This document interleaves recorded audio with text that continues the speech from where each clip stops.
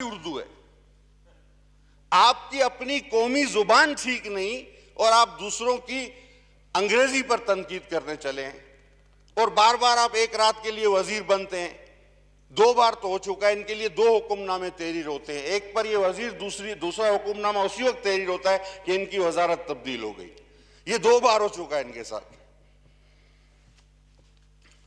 जनाब वाला, मैं इस बजट पर भी नहीं, जब हम हुकूमत में थे उस वक्त भी बजट पर मेरा हमेशा से यह ख्याल रहा है कि ये सर आदात व शुमार और ये इतनी ज्यादा किताबें जो मारने के काम आती हैं एक दूसरे को, ये बेकार है।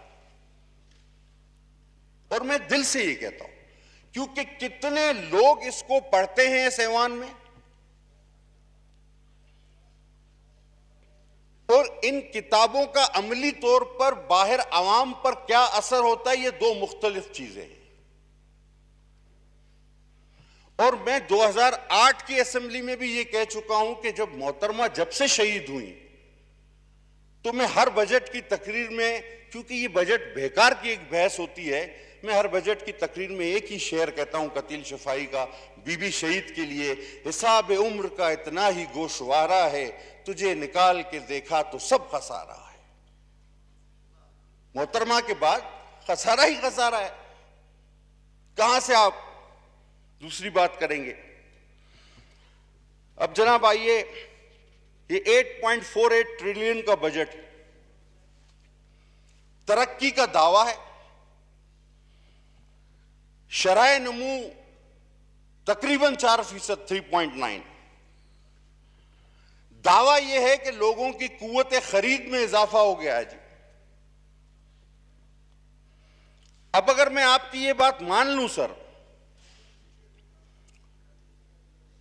तो फिर मैं आपकी यह बात भी मानूं कि 21 लाख लोग बकौल आपके बेरोजगार हुए हैं, हालांकि यह तादाद 50 से 70 लाख लोग हैं। 2 करोड़ लोग गुर्बत की सतह से नीचे आए हैं। बेरोजगारी, महंगाई में बेइंतहा इजाफा हुआ है और आपके अपने वजीर जिन्होंने ये बजट पढ़ा, उन्होंने 1 माह पहले यह कहा कि मुल्क की मईशत का सत्यानाश हो चुका है। उनका अपना बयान है। अब 1 महीना पहले आप टीवी पर, अखबार में, इंटरव्यू में यह बयान देते हैं कि मुल्क की मईशत का सत्यानाश हो गया है। तो 1 महीने में वो कौन सा जुर्लुआ आपने फेरा है कि जिसकी वजह से तरक्की की शरह भी 4%, दावा है कि जी बड़ा हम तरक्की कर रहे हैं और पाकिस्तान खुशहाल हो गया है। ये 1 महीने में आखिर ऐसा क्या हुआ? और ये पहले भी हुआ, जब हमारे सबसे बड़े अरस्तु साहब ने पहला बजट पेश किया तो कहा जी तबाही हो गई, ओहो ऐसी तरक्की तो हो ही नहीं सकती, और बाद में कहा इसको निकालो, यही जिम्मेदार है। फिर दूसरे साल दूसरे वजीर ने, जो कल भी जिनके लिए मैं कह रहा था आवेगा जावेगा, उन्होंने एक बजट पेश किया तो कहा गया जी इससे अच्छा बजट तो कोई हो ही नहीं सकता। हफीज शेख साहब भी उनके साथ थे। और थोड़े अरसे बाद कहा गया कि महंगाई का जिम्मेदार ये हफीज शेख है, इसको भी निकालो। 15 दिन में। अब तरीन साहब आ गए, उन्होंने तीसरा बजट पेश किया। मैं तो दुआ गो हूं कि इन पर भी कोई 15 दिन बाद ऐसा ही इल्जाम लगा के आप ना निकाल दें, बोला यही थे सारी फसाद की जड़, यही आदमी। हाँ, पीरजादा साहब ने कहा कि वो नेब के केस खत्म कराए क्या है। सर, जब महंगाई बढ़ रही हो, बेरोजगारी बढ़ रही हो, लोग गुर्बत की सतह से नीचे आ रहे हो, तो क्या ये ग्रोथ आपको समझ में आती है? 13,000 अरब रुपए आपने कर्जा लिया। जो भी आएगा ना सर आपके बाद, आपने तो जाना ही जाना है, आपका जाना ठहरा, कसम से उसको लग पता जाना है। आपके ये बजट टोटली मफरूजों पर मबनी, ख्यालाती बजट है। सर, इसको समझने के लिए वो दिमाग चाहिए जो ये समझ सकता हो कि साल में 12 मौसम है और जर्मनी जापान एक साथ है, हमें ये समझ नहीं आता था। इसके लिए वही दिमाग चाहिए समझ। हमारे वजीर साहब मुल्तान से उस रोज हंगामा आरई की क़यादत कर रहे थे और वो पूरे नहीं पढ़ रहे थे, वो जोश फर्त जज्बात में थे कि जनाब उनको देख के वो मोदी डर गया है, क्योंकि वजीर खारजा है। उन्होंने बोला कि ये ऐसा जज्बाती वजीर खारजा अगर ये हमारे लिए भी इतना ही जज्बाती है जितना अपनों के लिए, तो ये तो कश्मीर ले आएगा। लेकिन क्या करें कि ये सिर्फ हमारे लिए इतना जज्बाती है, वहां बाअदब बामुलायजा हो जाते हैं,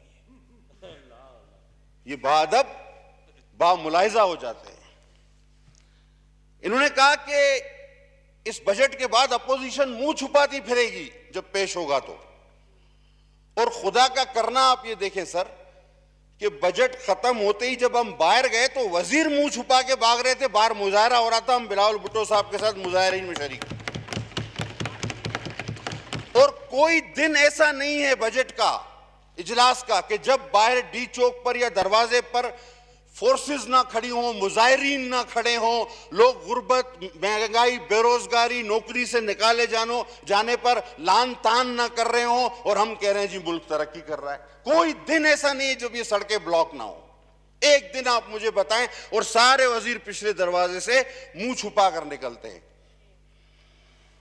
सर, ये आपके लिए कोरोना काफी बेहतर साबित हुआ है, सही बता रहा हूं। और आपके एक वजीर ने टीवी पर भी कहा, वफाकी वजीर, पिंडी से उनका ताल्लुक है, उन्होंने कहा कोरोना ने तो जान बचाई है, क्योंकि आपने सर इस बार कोई कर्जा अदा नहीं किया, सिर्फ इंटरेस्ट दिया है।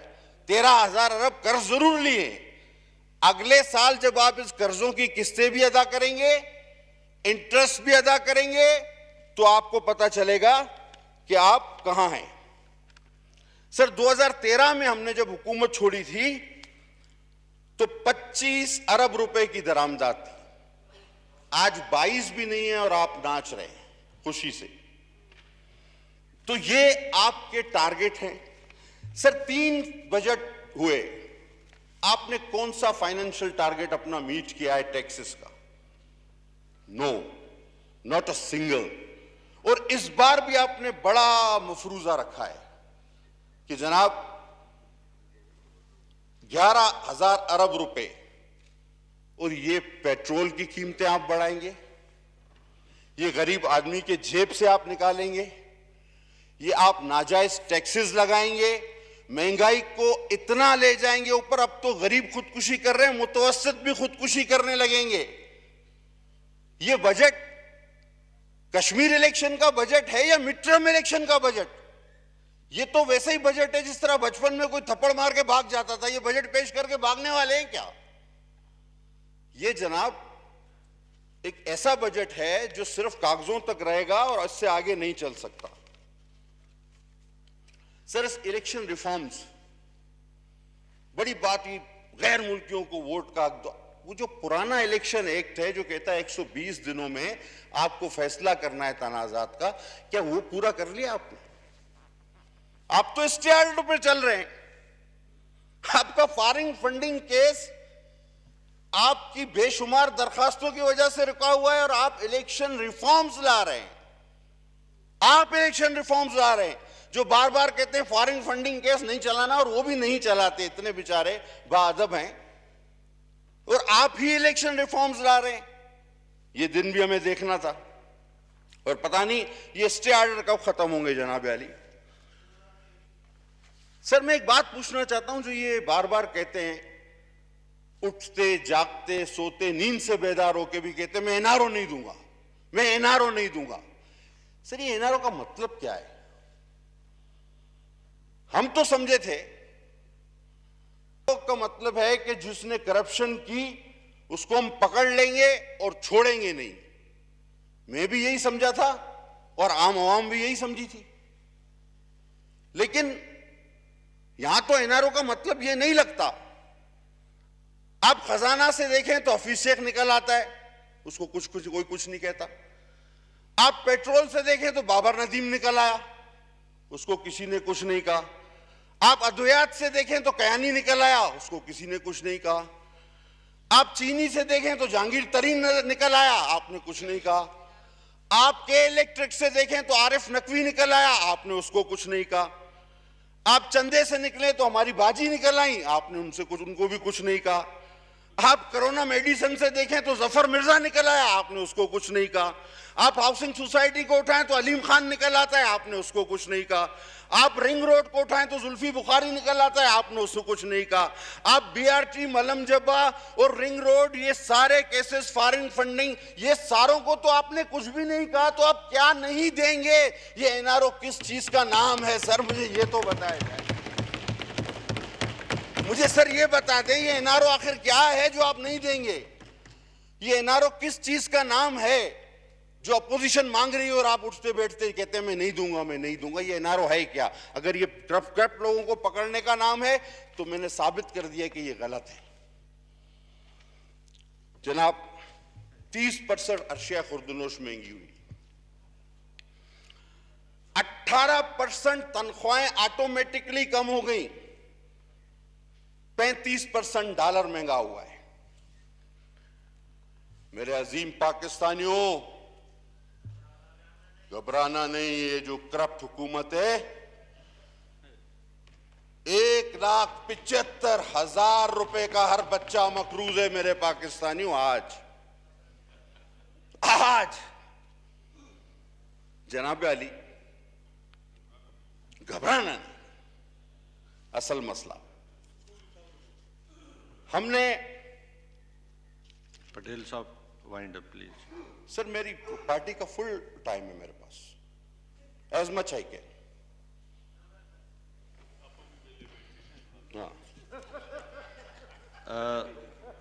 आपके विप ने कोई हमें इंटीमेशन नहीं दी? अभी दे देते जी, वाइंड अप प्लीज। जनाब अली, आप जरा ये बताना पसंद करेंगे कि एमनेस्टी जो आपने दी अमीरों को और फिर कहा कि जो इससे फायदा नहीं उठाएगा उसको पकड़ मारेंगे, कितने लोग पकड़े आपने? आपने अपने लोग निकाल लिए, उसके बाद मुझे एक आदमी बता दे जिसको आपने गिरफ्तार किया।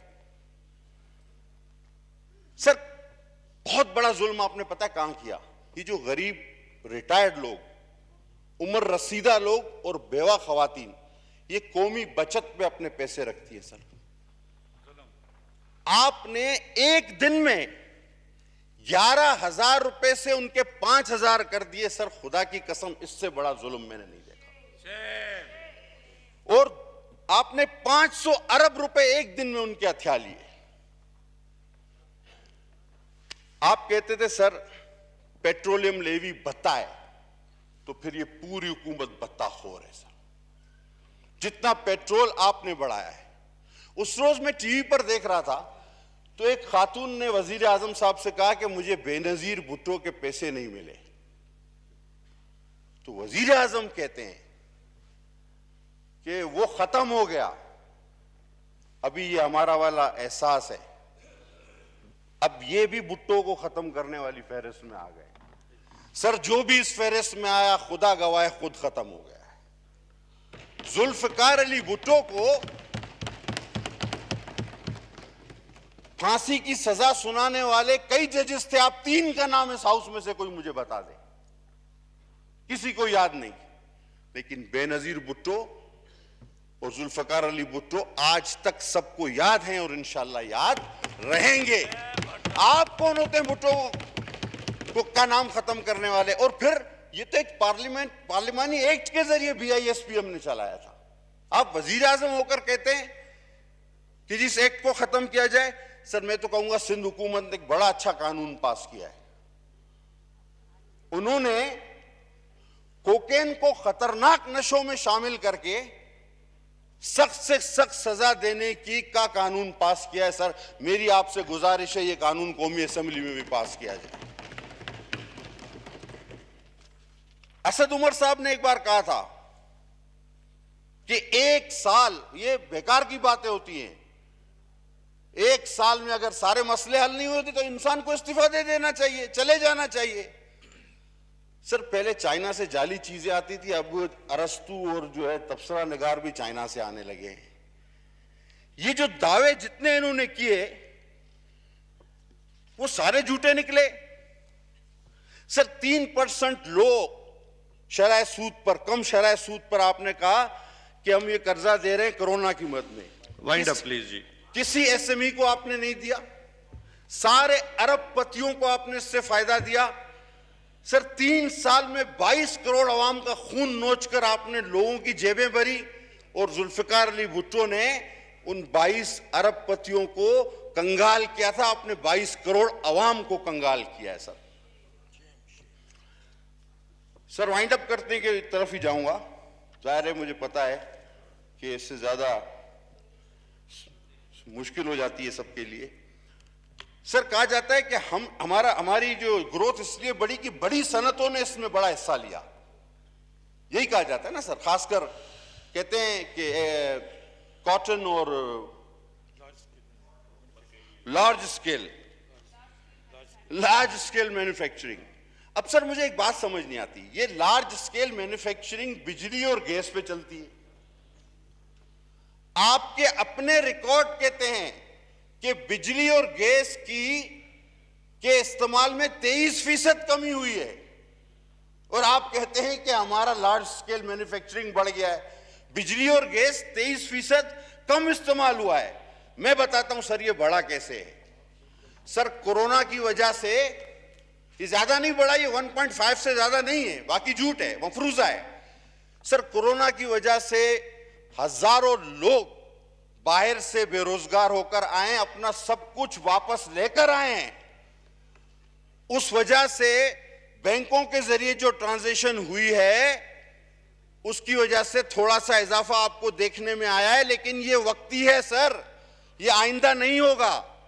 और दूसरी बात अगर आप देखें तो कोरोना की वजह से डॉलर की खपत में कमी हुई है। लोग बाहर ही नहीं जा रहे, हर आदमी 2-4 हजार 5 हजार डॉलर बाहर ले जाता था, वो जा ही नहीं रहे कोई। थैंक यू जी पटेल साहब।